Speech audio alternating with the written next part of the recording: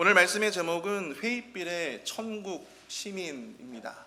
회의빌의 천국 시민. 오늘 본문의 말씀은 특별히 사도 바울의 한 명령으로 시작하고 있습니다. 오직 너희는 그리스도의 복음에 합당하게 생활하라. 합당하게 생활하라. 여기서 이 생활하라라고 하는 단어가 신약 성경에 총 2번이 나오거든요. 그 중에 이 첫 번째가 여기에 나오는데, 이 헬라어 폴리투에스테라고 하는 이 말은 시민답게 살아라 라고 하는 그런 의미를 담고 있습니다. 시민답게 살아라. 이 단어의 의미를 우리가 이해해 보려면 이 빌립보 시가 가지고 있었던 역사적인 배경을 좀 우리가 살펴볼 필요가 있습니다. 여러분들 다 아시던 우리 시저, 카이사르가 죽고 난 후에 그의 양자였던 옥타비아누스, 후에 나중에 로마의 초대 황제가 되죠. 이 옥타비아누스는 아버지의 복수를 명분으로 내세워서 카이사르를 암살했던 브루투스, 이 브루투스를 빌립보 지역에서 그를 맞아서 대전투를 치르게 됩니다. 그리고 여기서 옥타비아누스가 승리를 거두게 되죠. 그래서 옥타비아누스는 이곳에서의 전투로 말미암아 로마 정계의 실력자로 발돋움하게 되었습니다. 이 빌립보시라고 하는 곳은 당시 옥타비아누스에게 있어서는 어떻게 보면 행운을 가져다주고 승리를 가져다주는 아주 기분이 좋은 그러한 곳이었다고 하는 것이죠. 그래서 그는 황제가 되고 나서 가장 첫 번째로 내렸던 명령이 바로 이 빌립보 도시를 아름답게 재건하는 것이었습니다. 그리고 자신을 대적하며 싸웠던 로마 군인들을 이주시켜서 그곳에서 살게 했다라고 하는 것이죠. 그것도 우리의 회의빌처럼 군인들을 위한 도시였던 것입니다. 옥타비아누스는 그들이 평생 딴맘을 먹지 않고 남은 여생을 그저 자신의 삶에 안주하며 그렇게 평안하게 살기를 원했습니다. 그래서 비록 빌립보에 있었지만 로마에 살고 있는 것과 똑같은 시민권과 똑같은 혜택을 그들에게 주었다라고 하는 것이죠. 그들은 작은 로마였습니다. 그들은 로마 시민권을 가지고 있었고 로마 시민권으로 로마인들이 누리고 있었던 모든 것들을 누릴 수가 있었어요. 그리고 그들은 그 속에서 그것을 매우 자랑스럽게 여겼다고 합니다. 그리고 그 권리와 혜택 속에서 여생을 그 어떤 반란을 일으키지 않고 평안하게 살았다는 것이죠. 사도 바울은 이러한 독특한 역사적인 배경을 가지고 있었던 이 빌립보에 살고 있는 이 빌립보 교회 성도들, 로마 시민권을 가진 이 성도들이 로마의 시민권을 누리면서 그것을 자랑스러워하면서 살고 있듯이 마땅히 또 다른 시민권을 가진 자로 그들 스스로를 인식하고 또 생각하며 살아가기를 원했습니다. 그 시민권이 과연 무엇일까요? 바로 하늘의 시민권이었던 것이죠. 하늘의 시민권. 그래서 그는 그들에게 권면합니다. 로마의 시민이 아니라 천국의 시민답게 살아라. 비록 세상에 살고 있지만 하늘의 시민권을 품고 천국의 시민답게 그 복음에 합당한 삶을 살아야 한다라고 하는 것을 이야기하고 있는 것입니다. 그럼 천국 시민으로서 살아간다는 것, 복음에 합당하게 생활한다는 것은 과연 무엇을 의미하는 것일까요? 오늘 이 시간에 본문의 내용을 바탕으로 이 빌립보 교회 성도들처럼 우리 이 회의빌 땅에 하늘의 시민권을 가지고 살아가고 있는 저와 여러분들과 같은 우리 그리스도인들이 과연 이 복음에 합당한 삶을 살기 위해서 어떻게 살아야 하는가, 크게 2가지에 걸쳐서 함께 본문의 내용을 중심으로 살펴보고자 합니다. 첫 번째로, 회의빌의 천국 시민으로서 복음에 합당한 삶은 한 마음 한 뜻으로 복음의 신앙을 위해서 협력하는 삶이다 라고 하는 것입니다. 한 마음 한 뜻으로 복음의 신앙을 위해서 협력하는 삶. 27절을 보십시오. 오직 너희는 그리스도의 복음에 합당하게 생활하라. 이는 내가 너희에게 가보나 떠나 있으나 너희가 한 마음으로 서서 한 뜻으로 복음의 신앙을 위하여 협력하는 것과. 자, 사도 바울이 복음에 합당하게 생활하라는 이 첫 번째 권면, 한 마음 한 뜻으로 복음의 신앙을 위해서 협력하라는 거예요. 그런데 여기서 사도 바울이 너희가 한 마음으로 서서 한 뜻으로 복음의 신앙을 위해서 협력해라 했는데, 한 마음으로 서라, 한 마음으로 서라. 여기서 이 서서라고 하는 이 동사는요, 특별히 스케테케라고 하는 군사 용어입니다. 여러분들 혹시 이 로마가 배경인 그런 영화들을 보신 적이 있으시죠? 근데 그 영화들을 보면 로마의 군인들이 전투에 나갈 때 그들이 오와 열을 맞추어 가지고 아주 그냥 정렬을 정갈하게 오와 열을 딱 팔각으로 맞춰 가지고 그렇게 서 있는 것을 아마 여러분들이 보셨을 겁니다.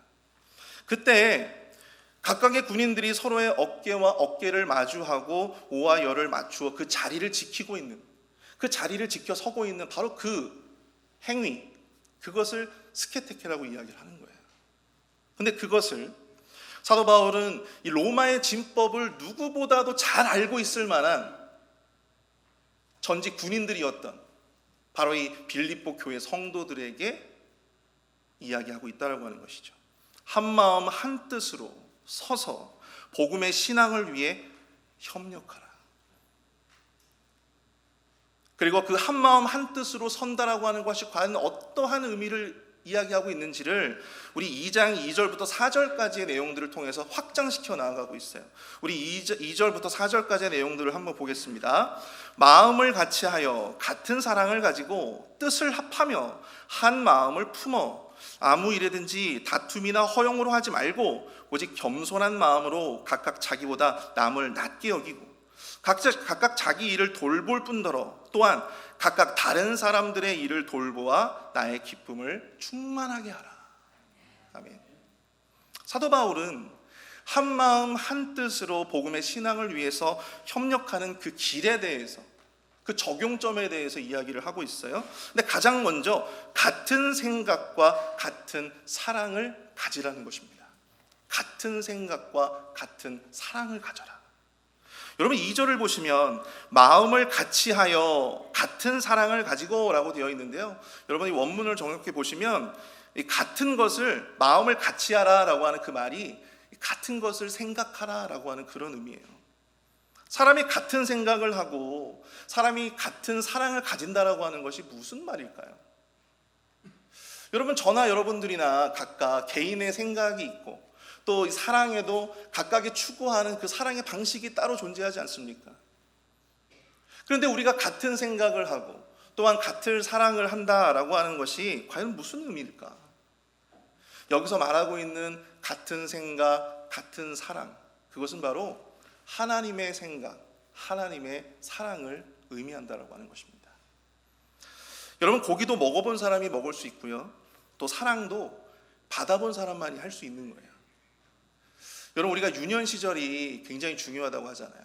부모로부터 우리가 유년 시절에 정말 풍족한 그런 사랑을 받아 누린 사람들은요, 그 사랑을 남들에게도 보여줄 수도 있고 전해줄 수도 있어요.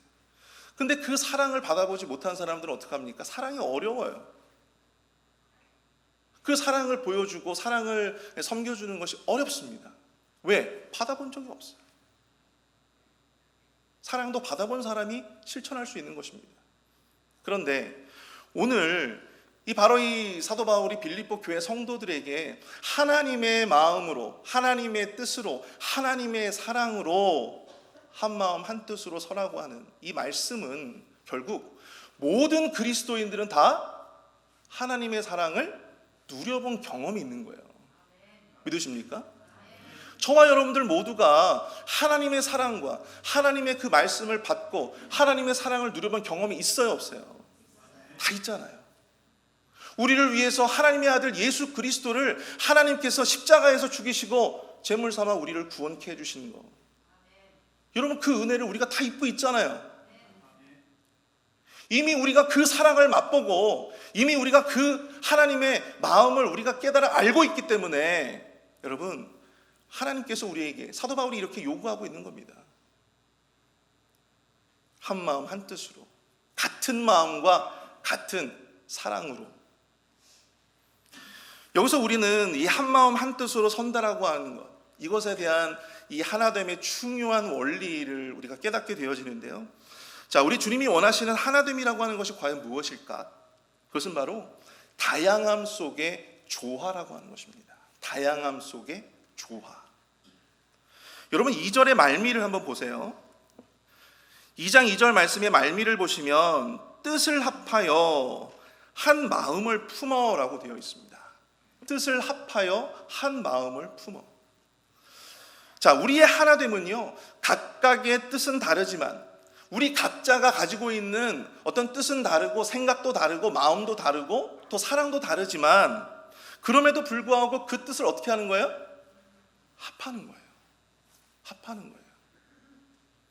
우리의 하나됨은 각각의 마음은 다르지만 한 마음으로 합하는 것입니다. 이것은 각자가 가진 생각이나 뜻을 포기하라는 말이 아니에요. 각자가 가진 마음을 없애버려라, 이 로봇과 같은 그런 삶을 우리에게 요구하는 것이 아닙니다. 그것은 바로 각자가 서로의 생각과 서로의 뜻이 있고 서로의 사랑이 있지만 그것이 하나님께서 우리에게 보여주신 하나님의 사랑이라고 하는 그 기준 아래에서 조화되는 거예요. 조화, 융합되는 것입니다. 바로 그것을 이야기하고 있는 것이죠. 우리 모두가 여러분들 똑같이 생각하고 똑같은 마음을 가지는 것이 여러분 그게 가능한 일입니까? 불가능하죠. 그러나 다양한 생각과 마음들이 하나로 조화될 수 있어요. 모아질 수 있습니다. 공동체의 하나됨은요, 모두가 똑같은 생각과 똑같은 마음으로 포장된 조직이 아니에요. 우리는 공산당이 아닙니다. 각자의 뜻이 있고 각자의 생각이 있고 각자의 사랑의 방식이 존재하지만 그것이 참으로 하나 되기 위해서 서로가 아름답게 조화될 수 있어야 된다고 하는 것이죠. 사도 바울은 그런 아름다운 조화를 위해서 한 가지 이 방법을 제시하고 있습니다. 우리 3절 말씀을 볼까요? 아무 일에든지 다툼이나 허용으로 하지 말고 오직 겸손한 마음으로 각각 자기보다 남을 낮게 여기고.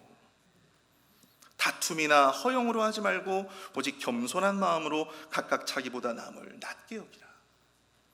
여기서 이 다툼이라고 번역된 헬라어 단어는요, 에리데리안이라고 하는데요, 이것은 자신을 내세우고자 하는 욕구예요.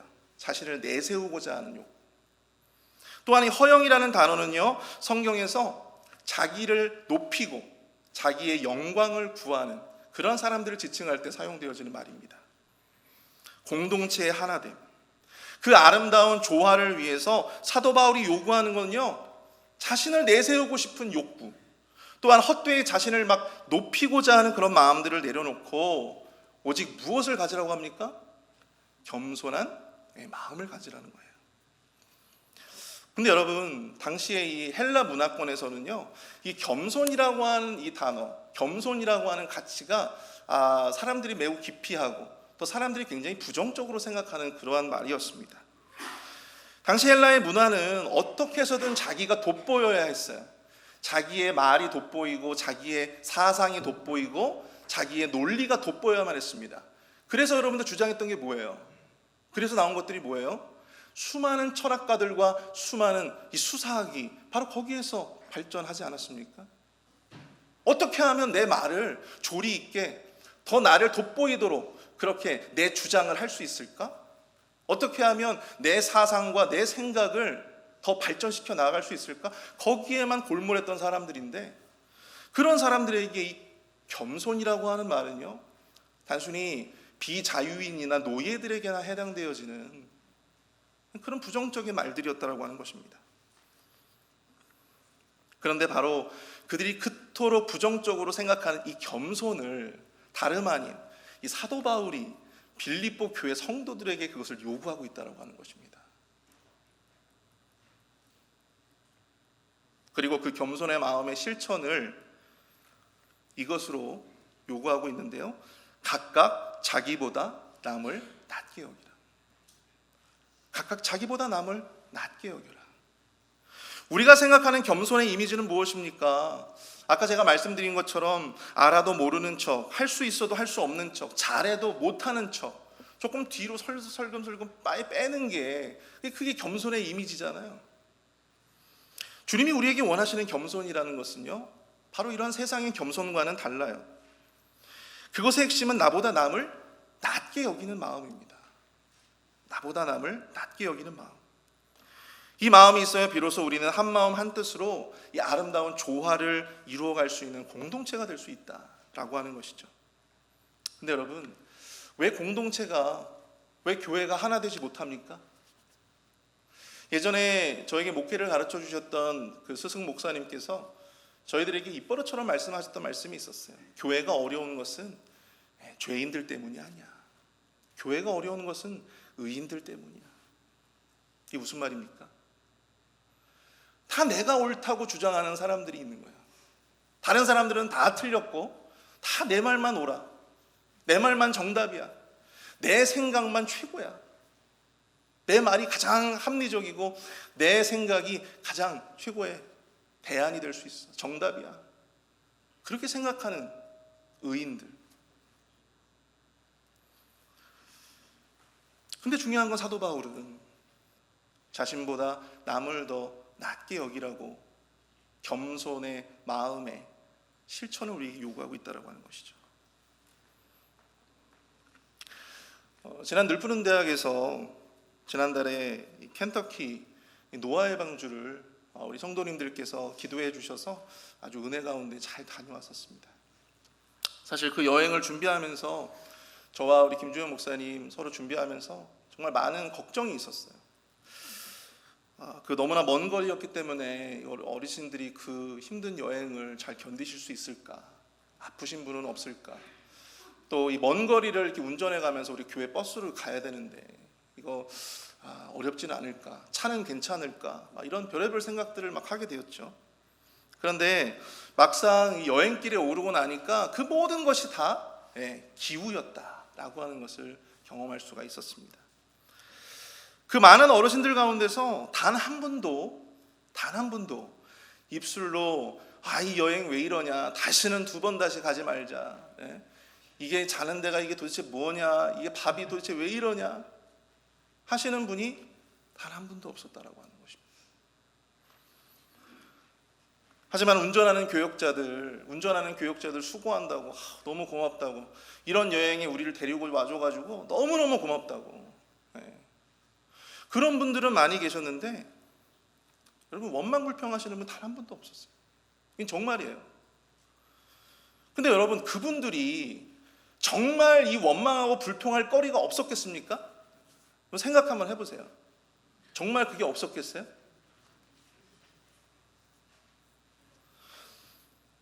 여행을 제가 준비를 하면서 이 첫 번째 여행이었기 때문에 처음부터 사실 이 교회 재정을 너무 많이 타가고 교회에다가 부담을 주는 것을 제가 좀 걱정을 했습니다. 그래서 가급적이면 좀 더 저렴하게 좀 다녀와야 되겠다.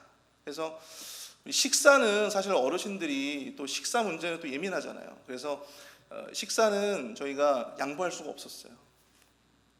그런데 그럼 뭘 할 수 있을까? 그럼 우리가 숙소를 조금 우리가 양보를 하자. 그래서 그러다 보니까 막 여러 호텔들을 저희가 이제 막 찾아다니면서 여러 호텔들을 서치를 하면서 발견한 곳이 바로 이 세계적인 호텔 체인 레드 루프라고 하는 그런 곳이었습니다. 이 레드 루프는 지금도 저에게는 잊혀지지 않는 이름이에요. 제가 이틀을 그곳에서 잠을 잤습니다. 그래서 한 곳은 다른 레드루프, 한 곳은 또 다른 또 레드루프에서 잤는데, 첫 번째 잔 곳은 그런 나름대로 괜찮았어요. 가격에 비해서. 여러분 놀라지 마세요. 이 트윈 침대, 퀸 사이즈 트윈 침대로 하루에 69불, 70불이었어요. 싸죠? 근데 첫 번째 저희가 잔 곳은 그런대로 아주 가성비가 좋고 괜찮았어요. 그런데 저희가 두 번째로 간 곳이 있었습니다. 제가 먼저 갔어요.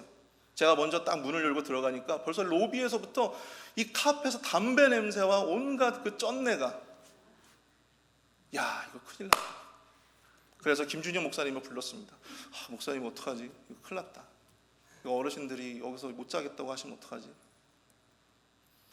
목사님, 그러면 좀 늦게 들어오죠.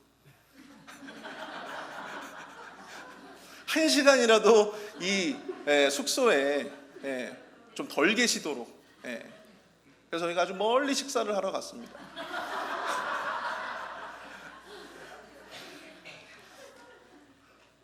제가 너무 이게 생각보다, 제가 분명히 그림에서 본 곳은 이곳이 아니었는데 그래서 제가 물었어요. 아침에 조식은 주지? 아침 식사는 주지? 되게 황당하다는 듯이 저보고 커피? 그러더라고요. 네. 근데 여러분, 심지어 그곳에서 주무실 때에도 여러분들 어르신분들이 한마디도 원망 불평을 하지 않으셨습니다. 여러분, 왜 하실 말씀이 없었을 것이며 왜 불평하고 또 이 원망할 거리들이 없었겠습니까? 다 있으셨죠. 그런데 이 멀리서 이 버스 타고 운전하고 온 교육자들이 너무 수고하는데 그 말을 아끼신 거죠. 그래서 제가 너무 죄송하니까 제가 좀 너스레를 떤다고, 우리 세계적인 호텔 체인이고 너무 좋은 호텔입니다. 너무 좋은 호텔에 우리 어르신분들 모셨다고. 그런데도 다들 막 즐거워하시고 기뻐하시고. 사랑하는 성도 여러분, 공동체 하나됨을 위해서 우리가 아름다운 조화를 이루어 나아감에 있어서 필요한 것은 오늘 우리 사도 바울이 이야기하고 있는 바와 같이 내가 지금 당장 힘든 것보다 다른 지체들, 다른 사람들을 돌아보고 그 사람의 힘듦과 또 그 사람의 어려움들을 돌아보는 그러한 상대를 향한 배려가 아닐까. 그것이 진정으로 우리에게 요구하시는 겸손한 마음의 실체가 아닐까 저는 생각을 해보게 되었습니다.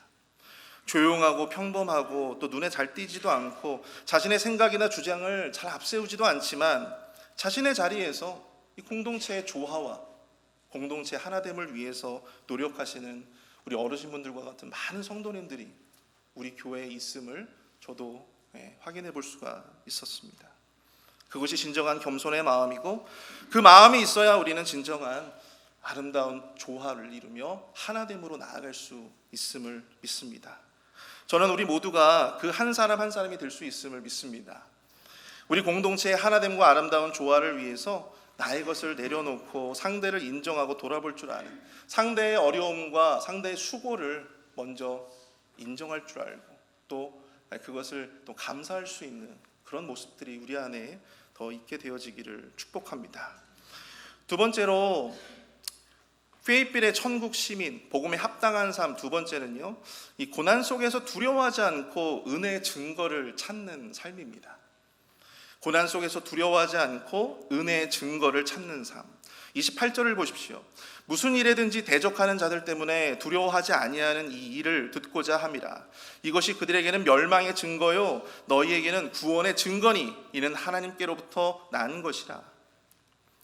당시 빌립보 교회는요, 여러분들 내후외환의 상황 가운데 있었습니다.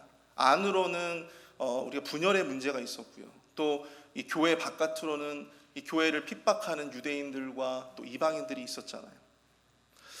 자, 그런 가운데에서 당시 빌립보 성도들 사이에서도 이런 두려움들이 있었던 것 같아요. 왜 우리는 이 복음의 진리를 쫓아 살아가고 있음에도 불구하고 이 고난에서 우리는 벗어날 수가 없는 걸까?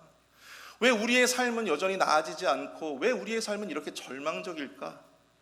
그런 그들에게 사도 바울은 명확하게 권면합니다. 성도가 맞닥뜨리게 되는 이 고난은 우리가 온전히 구원의 길을 잘 가고 있다라고 하는 구원의 증거가 된다라고 하는 거예요. 구원의 증거가 된다는 거예요. 멸망의 증거가 아니라 구원의 증거가 된다. 29절을 보십시오. 그리스도를 위하여 너희에게 은혜를 주신 것은 다만 그를 믿을 뿐 아니라 또한 그를 위하여 고난도 받게 하려 하심이라. 사도 바울은 우리에게 있는 이 은혜가 그리스도를 위해 우리가 고난을 받게 하기 위한 것임을 설명하고 있습니다.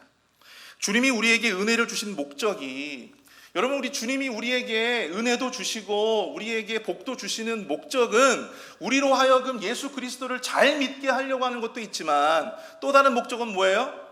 우리가 그 고난을 잘 이겨낼 수 있도록 하기 위함도 있다라고 하는 사실이죠. 많은 성도들이 고난에 대해서 부정적인 인식이 강합니다. 무조건적으로 피하고 싶고 고난을 당해도 빨리 지나갔으면 하는 그런 바람들이 있잖아요. 고난을 특권이라고 아무리 설교를 해도 여러분 그 설교가 틀리지 않습니다. 정말 그것을 특권으로 여기는 사람들은 그리 많지 않은 것 같습니다. 제가 우리 돌아가신 천문자 성도님, 우리 담임 목사님 모시고 가끔씩 이렇게 신방을 가면요, 신방을 갈 때마다 너무 이 고통이 극심하니까요, 이 천문자 성도님이 이 목사님의 손을 잡고서는 그런 말씀을 하시는 거예요. 목사님, 정말 내가 하나님 앞에 너무나도 큰 죄를 지은 것 같다고, 내가 너무 하나님 앞에 큰 죄를 지어서 하나님이 나한테 이렇게 큰 벌을 주시는 것 같다고. 자신의 삶에 찾아온 고난을 마주하면서 이분이 그렇게 너무 이 고통 속에서 이 넋두리를 저에게 하시는 것을 들으면서 너무 마음이 참 아팠습니다. 여러분, 성도에게 하나님의 복이 주어지고 성도에게 하나님의 은혜가 주어진다면, 여러분, 동전의 양면처럼 겸하여 무엇이 주어진다고요? 고난이 주어지는 것은요, 이거는 성도들에게 너무나도 당연한 일과 같은 거예요. 하나님으로 말미암아 성도는 고난을 받습니다. 요한복음 15장 19절에서 예수님은 제자들에게 이렇게 말씀합니다. 너희가 세상에 속하였으면 세상이 자기의 것을 사랑할 것이나 너희는 세상에 속한 자가 아니요 도리어 내가 너희를 세상에서 택하였기 때문에 세상이 너희를 미워하느니라. 여러분, 고난은요, 성도의 정체성이에요. 고난은 성도의 정체성입니다. 성도이기에 고난받을 수 있고 구원의 길을 걸어가고 있기 때문에 그 길이 생명의 길이고 그 길이 하나님의 길이기 때문에 하나님을 시기질투하고 하나님을 믿지 아니하는 많은 사람들의 타겟이 될 수밖에 없는 것이죠. 그래서 우리는 끊임없이 성도의 이름으로 오늘도 고난을 받을 수 있는 것입니다. 제가 예전에 섬기던 담임 목사님께서 이런 말씀을 설교 때마다 입버릇처럼 하신 말씀이 있었어요. 여러분, 사탄이 더 바빠요. 여러분, 사탄이 더 바쁩니다. 사탄이 더 아무나 건들지 않아요. 사탄이 더 열매 있는 나무만 흔들지 열매 없는 나무는 사탄이 더 흔들지 않아요. 그런 말씀을 많이 하시는 것을 제가 들었어요. 뭔가 세상과 다르니까, 뭔가 세상과 다르게 살아보려고 노력하니까 세상이 건드리는 것 아니겠습니까? 뭔가 세상과는 다른 방식으로 하나님의 뜻대로 살아보려고 하니까 세상이 건드리는 거 아니에요? 세상의 방식대로 살아가지 않고 하나님의 방식대로 내가 고집하려고 하니까 태클이 들어오는 것 아니겠습니까? 성도는 예수 그리스도와 운명 공동체입니다. 우리 주님이 고난받았듯이 성도인 우리도 고난 받을 수밖에 없는 것이죠. 그럼 우리가 마주하고 있는 이 고난 속에서 이 고난을 우리가 극복하고 이겨나가기 위해서 사도 바울이 제시하고 있는 그 길은 무엇입니까? 그것은 바로 우리의 삶 가운데 하나님으로부터 이미 주어진 하나님의 은혜를 재발견하는 것입니다. 사도 바울은 우리에게 은혜를 주신 것은 다만 그를 믿을 뿐 아니라 그를 위하여 고난도 받게 하려 하심이라, 그렇게 권면하고 있거든요. 그렇다면 여러분, 고난을 당하는 우리는 이미 뭐가 있는 거예요? 이미 지금 주님으로부터 이미 우리는 주님이 이 고난을 극복하게 하실 만한 은혜가 이미 우리 안에 있다고 하는 것입니다. 문제는 뭐예요?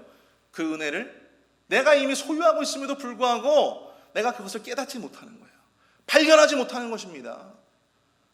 찾아내지 못하는 거예요. 여러분, 은혜와 복은 받는 것이 아니라 여러분 발견하는 것입니다. 마태복음 13장 44절을 보십시오. 천국은 마치 밭에 감추인 보화와 같으니 사람이 이를 발견한 후 숨겨두고 기뻐하며 돌아가서 자기의 소유를 다 팔아 그 밭을 사느니라. 천국은 마치 밭에 감추인 보화와 같다고 합니다. 그리고 그 보화는 누구의 것입니까? 누구의 것입니까? 그 보화를 발견하는 사람의 것이에요. 그 보화를 발견하는 사람의 몫이에요. 아무리 하나님이 우리의 삶의 밭에 은혜와 보화를 숨겨 놓으셨어도 여러분, 우리가 그것을 발견하지 못하고 우리가 그것을 찾아내지 못한다면, 우리가 그것을 깨닫지 못한다면 여러분, 그 은혜가 오늘 우리의 이 고난 가운데 무슨 의미가 있겠습니까? 무슨 능력이 되겠습니까? 무슨 무기가 될 수 있겠어요? 똑같은 밭을 다녀도 누군가는 그 밭에 감추인 보화를 발견하며 그것을 소유하는 사람이 있고, 똑같은 밭을 다녀도 누군가는 그 밭의 고무 보화를 발견하지 못해서 아무짝에도 쓸모없이 그 밭을 허비하는 사람이 있을 수 있다라고 하는 것이죠. 사랑하는 성도 여러분, 고난의 자리에서 많이 힘드시겠죠. 이미 우리에게 주신 은혜와 복을 찾으시고 또한 발견하심 가운데 그 고난을 이겨나가시는 저와 여러분들 되실 수 있기를 축복합니다. 고난에 앞서 우리 주님은 이미 우리에게 이 고난을 이겨낼 만한 은혜와 복을 주셨습니다. 이미 우리 삶 가운데 그것은 주어졌습니다. 중요한 것은 이 주어진 것을 우리가 매일매일의 삶 가운데 복기하고 묵상하고 그것을 깨닫고 또한 그 은혜로 감사함 가운데 하나님 앞에 나아가는 것인 줄 믿습니다. 여러분, 이 고난 가운데 여러분들의 그 길이 잘못되었다고 생각하지 마세요. 의심하지 마십시오. 여러분들이 가지고 있는 그 복음이 잘못되었다고 여러분들 의심하지 마십시오. 그것은 우리에게 멸망의 증거가 아니라 구원의 증거이고 또한 감사의 증거이며 은혜의 증거가 될 줄 믿습니다. 말씀을 정리합니다.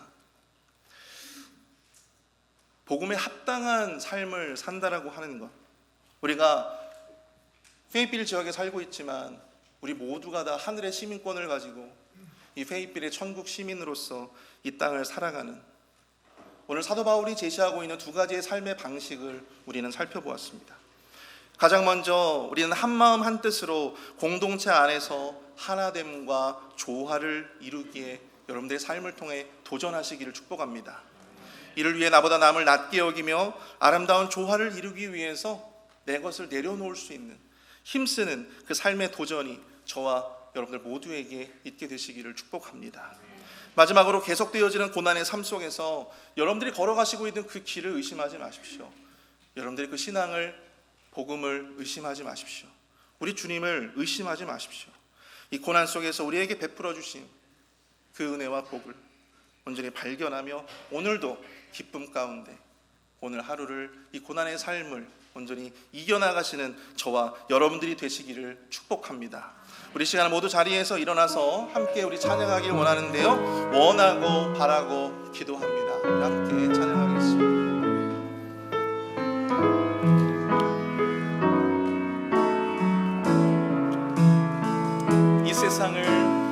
이 세상을 살아가는 동안에 나의 힘을 의지할 수 없으니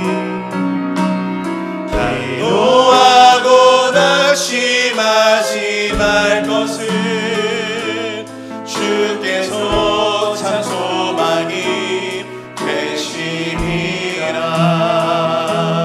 하나님의 꿈이 나의 비전이 되고 예수님의 성품이 나의 인격이 되고 성령님의 권능이 나의 능력이 되길 원하고 바라고 기도합니다. 주의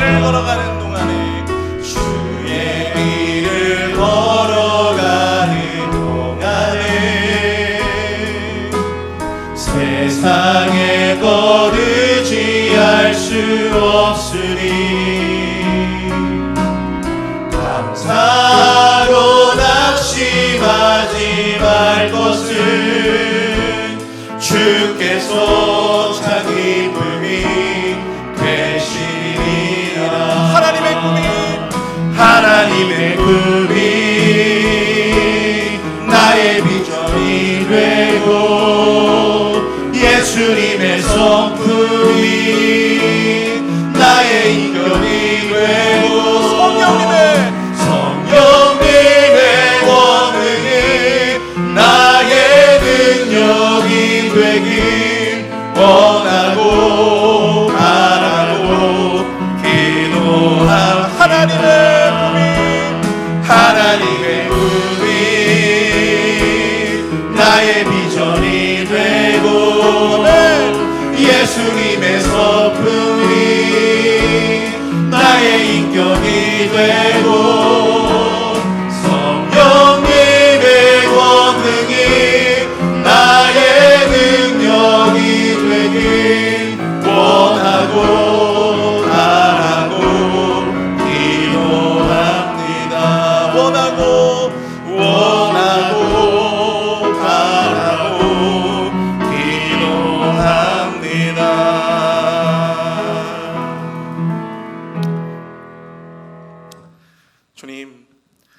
우리 교회 성도들 한 사람 한 사람이 우리 페이필의 천국 시민으로서 복음에 합당한 삶을 살게 하여 주시옵소서.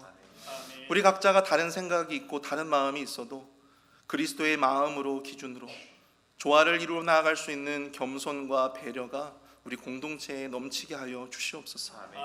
천국 시민으로서 세상을 살아가는 것이 녹록지 않은 고난이고 시련이겠지만 이미 내 안에 허락하신 은혜와 복으로 말미암아 감사하며 인내함으로 이 고난의 시련을 이겨나갈 수 있는 언제나 승리하는 우리 그리스도인들 천국 시민들이 다 되어질 수 있도록 주님 축복해 주시옵소서.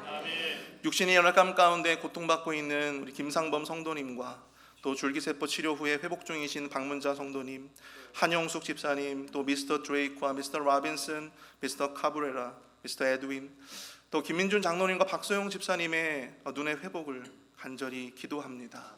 하루속히 고쳐 주시옵소서. 지금은 우리 구주 예수 그리스도의 은혜와 아들을 주시기까지 우리를 사랑하시는 하나님의 무한하신 사랑과 성령님의 감화 감동 위로교통 축복하심의 은총이 이 시간 주의 말씀을 붙잡고 살아가고자 결단하는 우리 회필 한인 장로교의 모든 성도님들과 저들의 가정과 자녀들 머리 위에 교회와 사역 그리고 선교지 위에 이제로부터 영원토록 함께 하실지어다. 아멘.